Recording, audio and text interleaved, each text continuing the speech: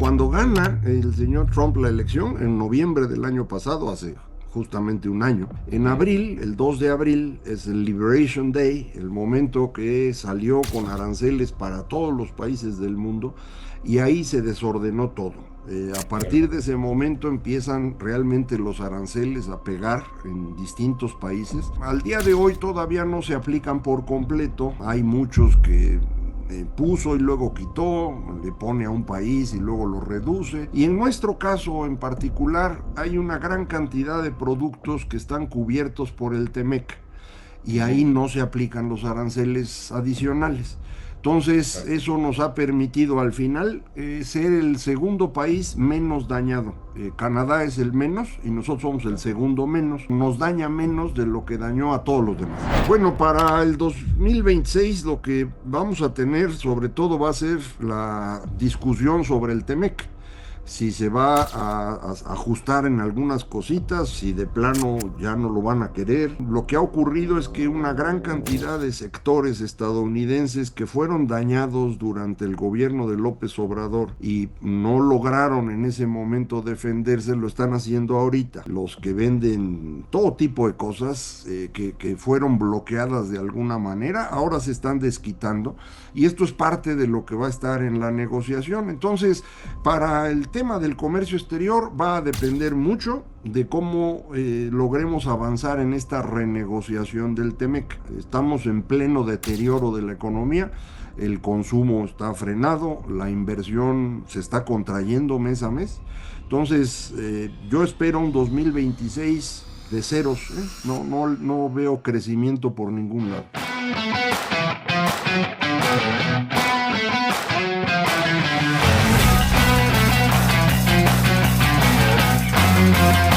Amigos, bienvenidos a su podcast 18 minutos. Soy Francisco Rodríguez Aguirre, presidente de Smart Speakers, el principal buró de conferencistas de Latinoamérica.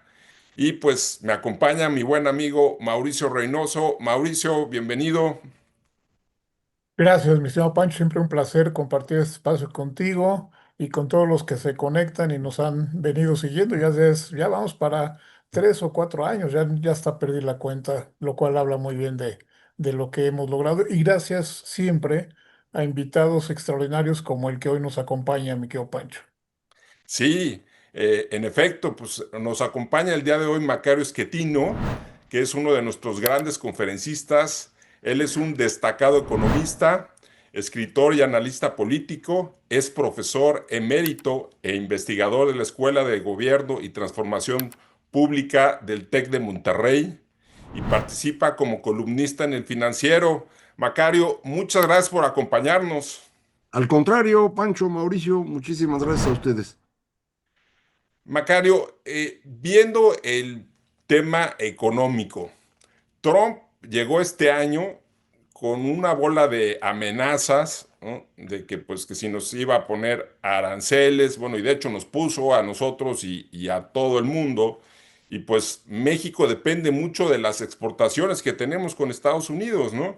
Entonces, al ver esto, muchas empresas empezaron a recortar presupuestos y hubo incertidumbre y como que pues se frenó pues, la economía, ¿no? Bueno, ya venía frenadona, pero todavía se frenó más, ¿no? Eh, ¿Cuál es tu sentir? ¿Ya pasó la peor parte? Porque pues como que ya Trump, pues sí, nos puso aranceles, pero no estuvo tan grave, ¿no? ¿Cómo sientes que fue la afectación real a la economía en nuestro país? ¿Y cómo crees que venga para el 2026? Hay dos momentos, Pancho, bien distintos. Cuando gana el señor Trump la elección, en noviembre del año pasado, hace justamente un año, las empresas estadounidenses, sabiendo que se iba a volver loco con los aranceles, Sí, empiezan a comprar mucho más para sí, acumular inventarios. Y sí. eso nos da un jalón también a nosotros, también a México, y eso funciona desde noviembre hasta abril. En Ujú. abril, el 2 de abril, es el Liberation Day, el momento que salió con aranceles para todos los países del mundo y ahí se desordenó todo.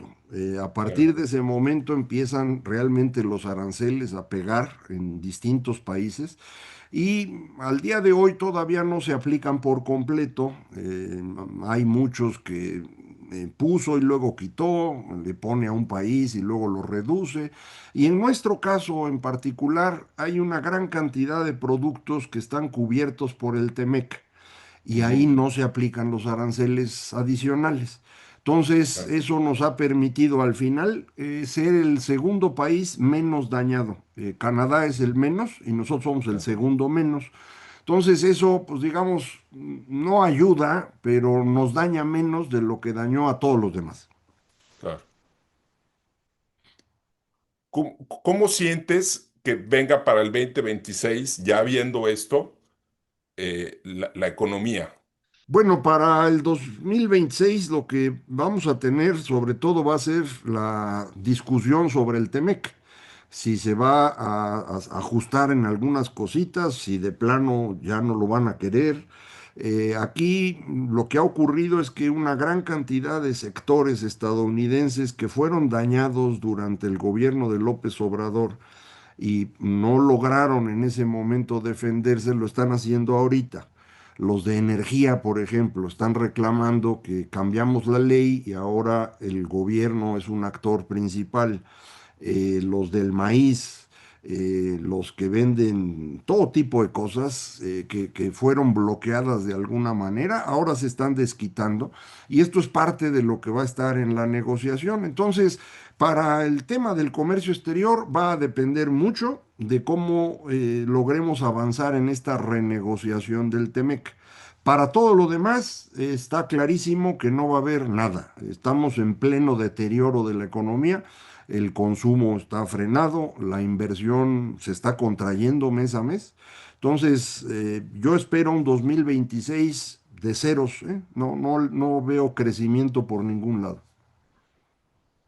Dentro de este escenario, Macario, ¿ves algunas oportunidades en México que sectores productivos podamos impulsar de alguna manera, aprovechar lo que esta figura de los Estados Unidos está representado también de gran influencia en México, ya no solo en lo económico, etcétera? ¿Se vislumbra alguna oportunidad?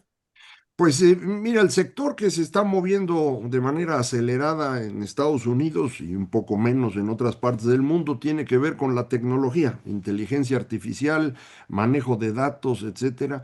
Y esto requiere cantidades ingentes de electricidad. Y ahí tenemos un problema, no tenemos. Durante todo el sexenio de López Obrador se dejó de invertir en transmisión y entonces aunque tuviéramos hoy plantas nuevas, no las podemos conectar porque la red no aguanta, está en el límite. Entonces ahí tenemos un freno muy importante a la inversión.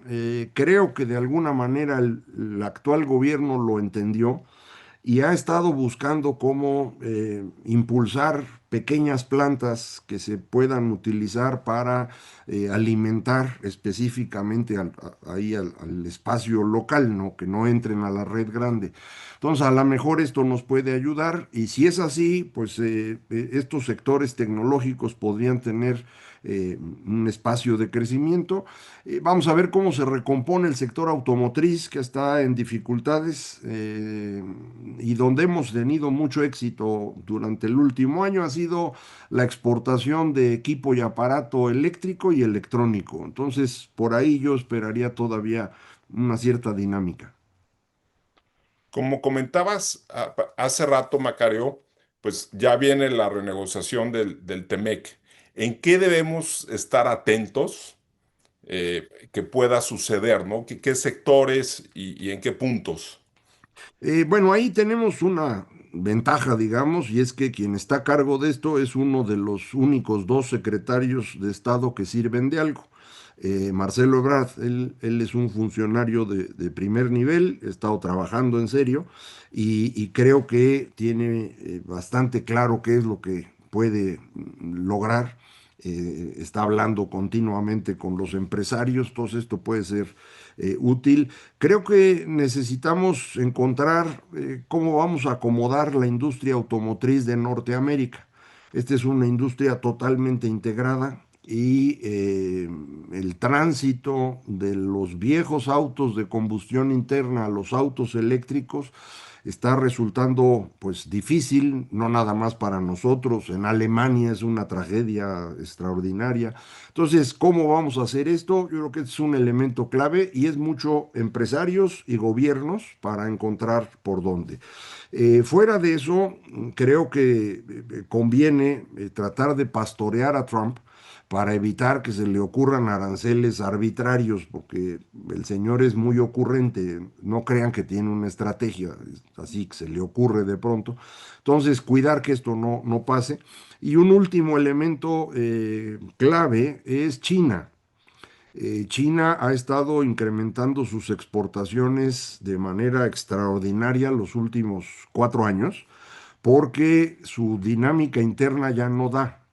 Entonces han crecido exportaciones lo más que han podido, por eso nos invadieron los autos chinos y por eso parte de la negociación, creo yo, está teniendo que ver con empezar a ponerle aranceles a los productos chinos para que no vengan en exceso y dañen nuestra propia industria, pero también porque Estados Unidos tiene la sospecha de que parte de eso viene, se reetiqueta y lo meten a Estados Unidos.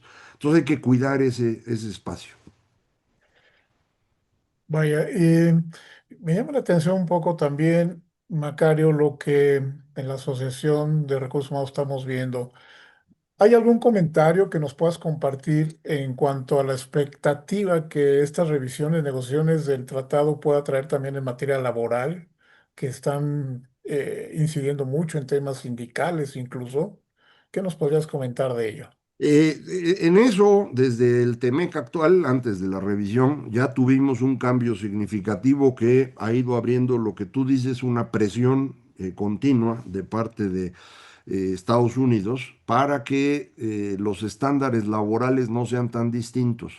Ujú. Esto es un tema en todas las negociaciones de comercio exterior y creo que es un tema válido. En el caso de nosotros, traemos el problema de que arrastramos algunas organizaciones sindicales de hace 100 años que no son proclives a la democracia sindical ni a la negociación abierta y transparente, sino que pues, son de lo oscurito. Y eso pues es un obstáculo y es lo que hay que ir frenando.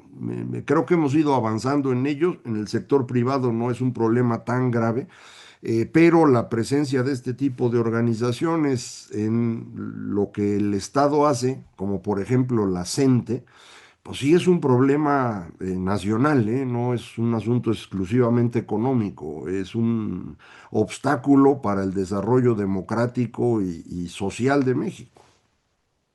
Absolutamente, sí. Oye, Macario, y ya para finalizar con el tema Trump, ¿no? ¿Cómo ves cómo crees que le vaya en las elecciones intermedias que van a tener en Estados Unidos? Bueno, todavía falta, pero que van a tener, y cómo podrá esto afectar a México. Y las elecciones allá intermedias son exactamente dentro de un año y ahora hubo unas pequeñas elecciones chiquitititas, un par de estados, New Jersey y Virginia, algunos alcaldes, el más famoso fue el de Nueva York, que ganó este joven Zoran Mamdani. Esta elección, aunque fue muy pequeñita, fue una derrota de Trump. Todos los que él apoyó perdieron. Los demócratas recuperaron votación a los niveles que tenían anteriormente. Hubo una gran asistencia de votantes, cosa rara en ese tipo de elecciones. Se confirma que las mujeres jóvenes están todas contra Trump. Y eso pues marca una señal negativa para él para dentro de un año. En todas las encuestas que hay de la opinión que tienen los estadounidenses de Trump, está otra vez en números muy negativos. Tenemos la preocupación, muchos, de que Trump no quiere perder y para eso está empezando a construir todo un equipo de abogados en el Departamento de Justicia y en el FBI para ir bloqueando a los opositores. Ya está usando eso en contra de quienes él consideró traidores en su primer gobierno. Y además ha estado utilizando a esta agencia que llamamos ICE, la Agencia de Inmigración y Control de Aduanas, que ahora está deteniendo gente sin ninguna autorización, con las caras cubiertas, con armas. Y ICE tiene para 2026 un presupuesto mayor al presupuesto de defensa de Italia. Por primera vez, y este grupo solo le responde a Trump. Es una especie de guardia pretoriana, son unas SS. Y tenemos la preocupación de que lo quiera utilizar para bloquear las elecciones. No hay que menospreciar a Trump. Trump es como López Obrador, nada más que grande y anaranjado. Fuera de eso es idéntico, es una persona muy peligrosa y yo creo que puede hacer cualquier cosa para no perder el poder, porque incluso ha estado pensando en modificar la Constitución de Estados Unidos y lanzarse a un tercer periodo. Entonces, yo creo que hay que tener cuidado con eso y va a ser un año turbulento, eso seguro. Y sin duda, ya como nos lo comentabas hace un momento, prevés para México en particular 0, 0, 0, 0, un año muy turbulento. Hablábamos de algunas oportunidades por sectores. Eh, Ante toda esta perspectiva, ¿qué nos queda por delante, Macario? Seguir trabajando, decimos en algunos foros, hay que seguir haciendo lo nuestro. A mí en lo particular, el tema social en México también creo que ya está en unos niveles de alta preocupación. ¿Qué reflexiones te genera estos momentos y esta perspectiva ya particular para México? Pues yo lo que percibo y he tratado de transmitir desde hace un poco más de un año es que estamos en un proceso de deterioro que yo identifico en tres ejes distintos: el internacional, y Trump es parte de ese deterioro; el político en el caso de México y el económico también aquí. Del económico ya platicábamos un poquito y te digo, no espero que estemos ya tocando fondo y vayamos a crecer. La mayor parte de los especialistas estiman que el año que entra creceríamos arribita de 1%. Yo no creo que lleguemos a eso. Entonces, pero bueno, no es tanta diferencia tampoco. No estoy hablando de que estemos en una crisis económica tipo 95 o tipo 2009, tampoco es eso. Y en el caso político, este deterioro que creo que se puede ver mucho en cómo han ido estallando cosas y la señora Sheinbaum no alcanza a poderlas enfrentar. Ujú. En buena medida, pues muchos pensamos que la señora no tiene el control de lo que está pasando en México, que la concentración de poder que hizo López Obrador no era en la presidencia, era en su persona.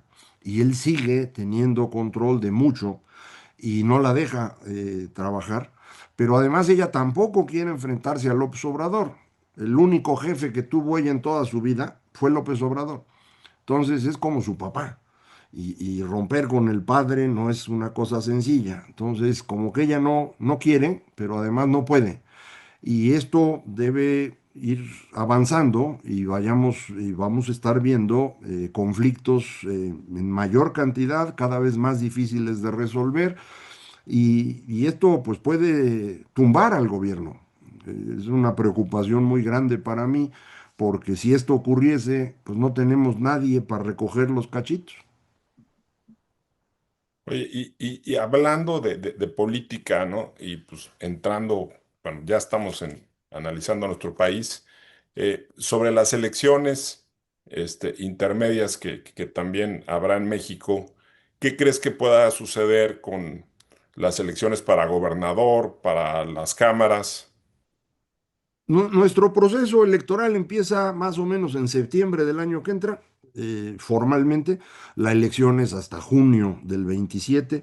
Eh, Recientemente han estado jugando con la idea de mover la revocación de mandato, que debe ser meses después, a que sea coincidente con la elección intermedia. Es algo que López Obrador quiso desde el principio. El objetivo de esta revocación de mandato no es que pierdan la presidencia, es que le permitieran al presidente hacer campaña.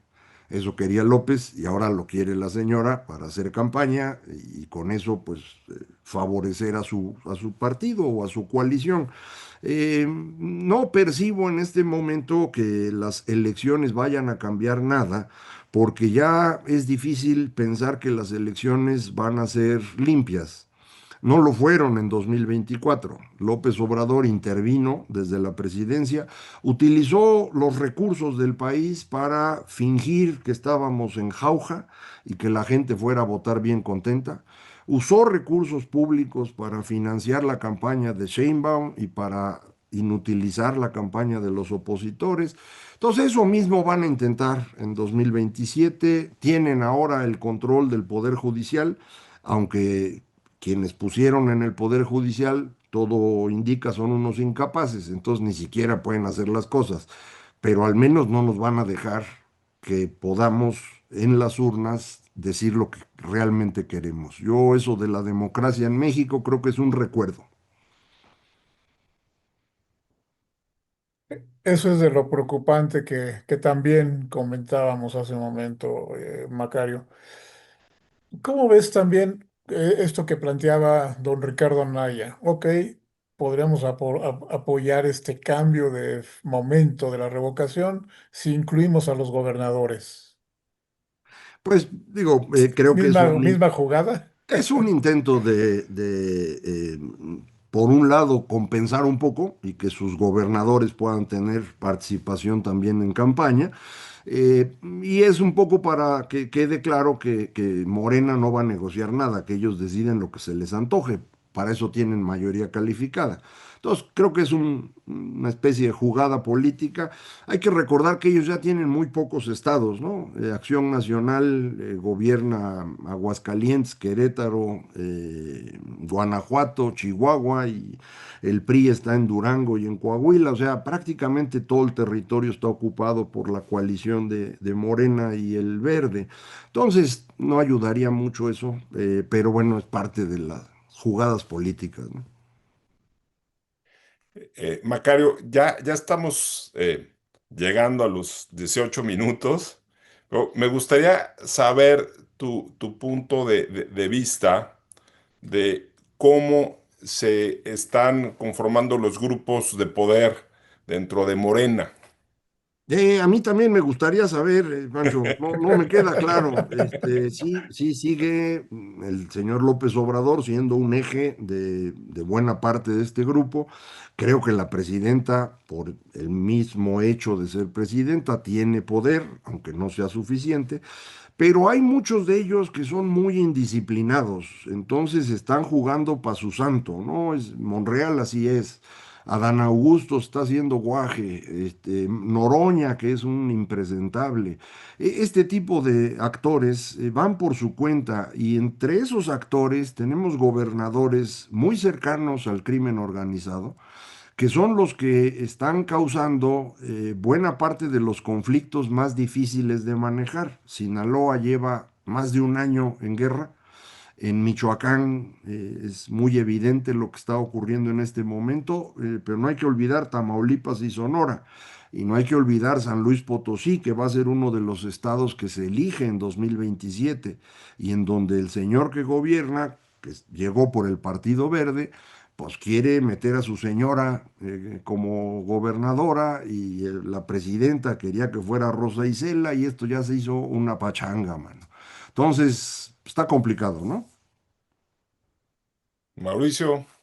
Y eso pues nos complica la vida a todos, mi estimado Macario, porque cuando trata uno de planear actividades productivas, ser una organizaciones que generen empleos, productividad, etcétera, ante estos escenarios, pues es muy difícil, es como echarse un volado, ¿a qué le apuesto, no?